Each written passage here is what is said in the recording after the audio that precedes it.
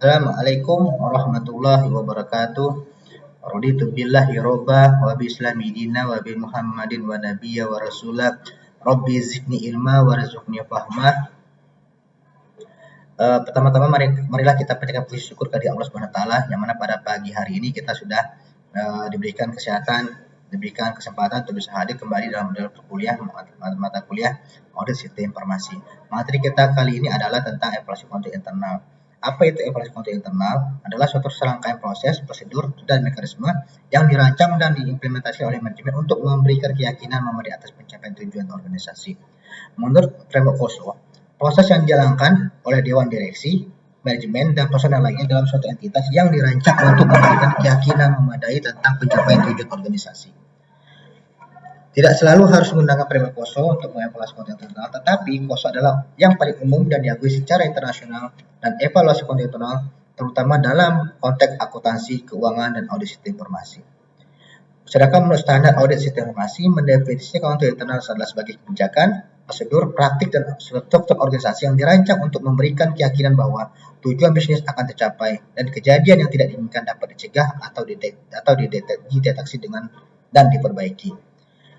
Tujuan utama konten internal yang pertama adalah memastikan keandalan dan integritas laporan keuangan agar informasi yang disajikan akurat, lengkap, dan tepat waktu untuk mengambil keputusan. Yang kedua, menjamin kepatuhan terhadap regulasi undang-undang dan kebijakan internal yang berlaku untuk menghindari sanksi hukum dan reputasi. Tujuan ketiga, meningkatkan efisiensi dan efektivitas operasional dengan meminimalkan pemborosan sumber daya dan mengoptimalkan proses bisnis.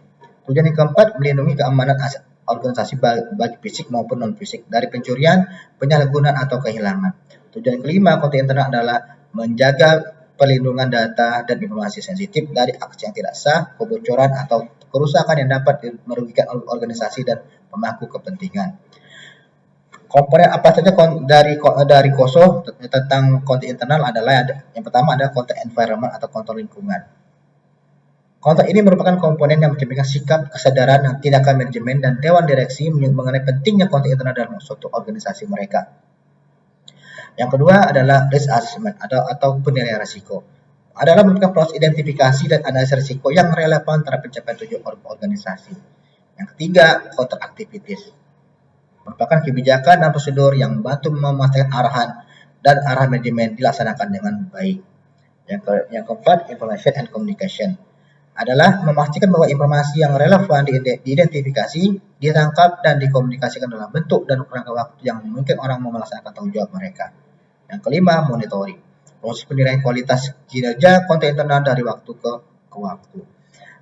Jenis-jenis konten internal adalah yang pertama adalah preventive control atau kontrol pencegahan. Dirancang untuk mencegah terjadinya kesalahan fraud atau kejadian yang tidak diinginkan sebelum terjadi. Yang kedua adalah detective control atau kontrol detektif. Dirancang untuk menemukan kesalahan atau fraud atau penyimpangan yang telah terjadi.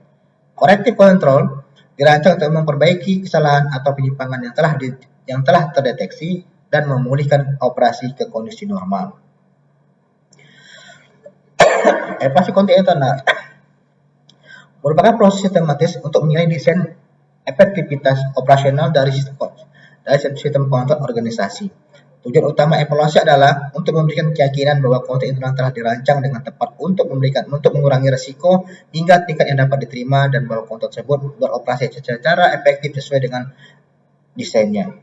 Mengidentifikasi kelemahan atau defisiensi dalam sistem of control, memberikan rekomendasi perbaikan, memastikan kepatuhan terhadap regulasi dan standar yang berlaku, serta mendukung manajemen dalam pengambilan keputusan terkait pengelolaan risiko. Adapun metode evaluasi konten internal dapat dilakukan melalui berbagai pendekatan. Yang pertama melalui kuesioner, yaitu merupakan instrumen terstruktur yang berisi serangkaian pertanyaan tentang keberadaan dan pelaksanaan kontrol tertentu berguna untuk pengumpulan informasi awal yang luas, namun terkadang jawabannya kurang mendalam. Yang kedua adalah metode wawancara. Dilakukan dengan personal kunci untuk memahami proses bisnis kontrol yang diterapkan dan isu-isu yang dihadapi, memberikan informasi yang lebih detail dan kontekstual namun membutuhkan waktu yang lebih lama. Metode yang ketiga adalah kita melakukan observasi.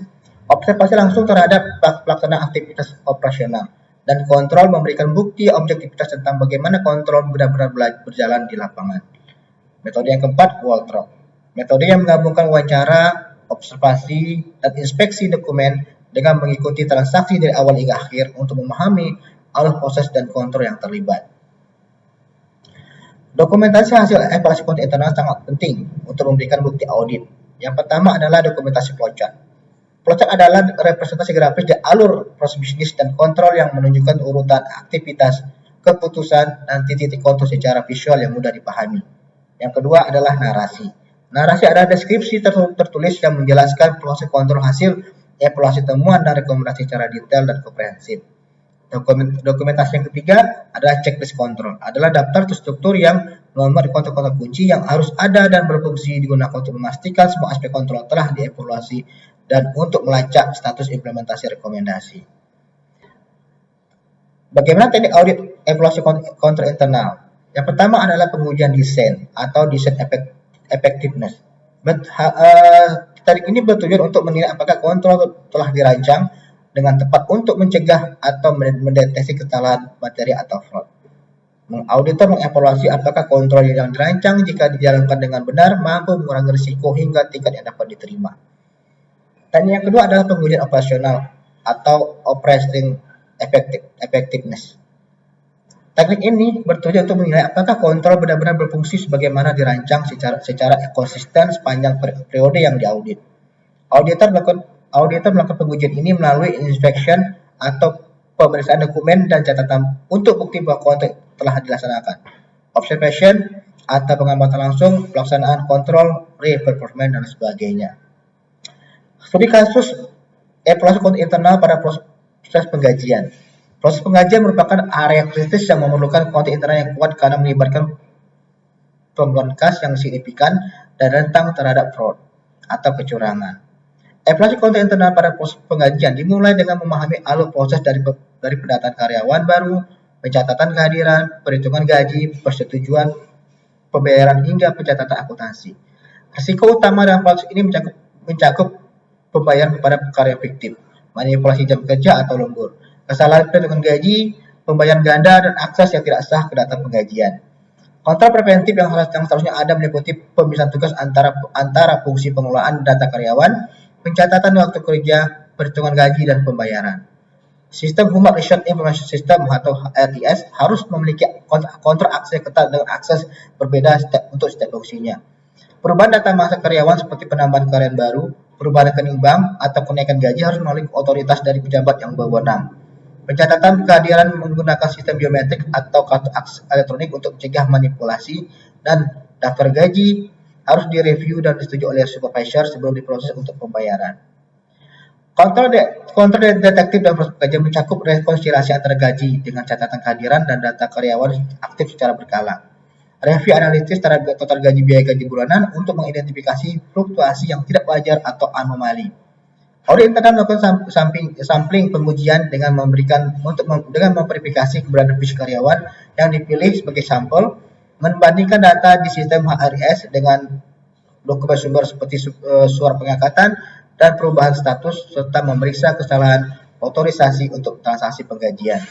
Log audit sistem HRIS juga direview untuk mendeteksi aktivitas yang mencurigakan seperti perubahan data di luar jam kerja atau oleh pengguna yang tidak berwenang. Hasil evaluasi kontrol internal penggajian didokumentasikan dalam bentuk flowchart yang menggambarkan alur proses dan titik-titik kontrol, narasi yang menjelaskan setiap proses dan kontrol yang ada, serta checklist kontrol yang menilai keberadaan dan efektivitas setiap kontrol kunci. Jika ditemukan defisiensi seperti tidak adanya pemisahan tugas yang memadai, otorisasi yang lemah, atau kurangnya review analitis, auditor memberikan rekomendasi perbaikan prioritas berdasarkan tingkat risikonya. Manajemen kemudian menyusun action plan untuk mengimplementasikan rekomendasi dengan timeline dan pihak yang bertanggung jawab. Dan progres implementasi dipantau melalui follow up audit. Sebagai penutup, evaluasi kontrol internal merupakan elemen fundamental dalam tata kelola organisasi modern yang tidak dapat diabaikan.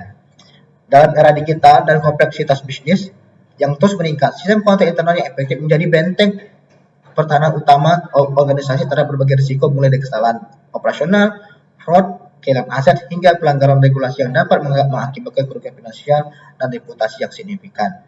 Evaluasi kontrol internal yang sistematis dan berkala memberikan manfaat strategis bagi organisasi, Pertama, evaluasi membantu manajemen mengidentifikasi kelemahan kontrol sebelum berkembang menjadi masalah yang serius yang merugikan.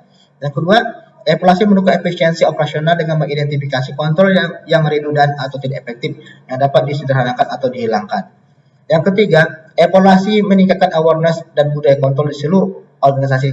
Ketika karyawan memahami pentingnya kontrol dan konsekuensi dari tidak mematuhinya. Yang keempat, evaluasi memberikan assurance atau jaminan kepada dewan direksi, komite audit, dan stakeholder internal bahwa organisasi memiliki sistem kontrol yang memadai dan terus diperbaiki. Dalam konteks tata kelola IT, evaluasi kontrol internal menjadi semakin krusial mengingat hampir semua proses bisnis saat ini didukung oleh sepenuhnya bergantung pada sistem informasi. Kontrol aplikasi, kontrol basis data, kontrol keamanan informasi, kontrol akses, kontrol perubahan sistem, dan kontrol bisnis continuity harus dievaluasi secara komprehensif. Kerangka kerja COVID atau kontrol objektif for information and related teknologi dan ISO 27001 menyediakan panduan spesifik untuk evaluasi kontrol IT. Organisasi yang mampu mengintegrasikan evaluasi kontrol internal operasional dengan kontrol IT akan memiliki postur keamanan dan keandalan sistem yang lebih baik. Pada akhirnya, investasi dalam desain, implementasi dan evaluasi kontrol internal yang efektif adalah investasi dengan sustainable, yaitu dan pertumbuhan jangka panjang organisasi yang akan memberikan return berupa mitigasi risiko, efisiensi operasional, kepatuhan regulasi, dan kepercayaan stakeholder. Terima kasih. Cukup sekian materi kita hari ini. Kita tutup. Wassalamualaikum warahmatullahi wabarakatuh.